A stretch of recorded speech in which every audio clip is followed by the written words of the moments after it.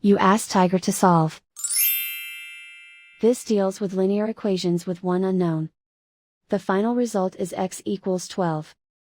Let's solve it step by step. Group all constants on the right side of the equation.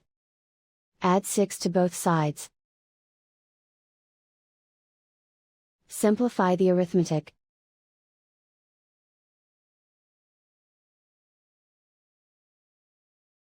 Isolate the x. Divide both sides by 4. Simplify the fraction. Find the greatest common factor of the numerator and denominator. Factor out and cancel the greatest common factor. And so the final result is x equals 12.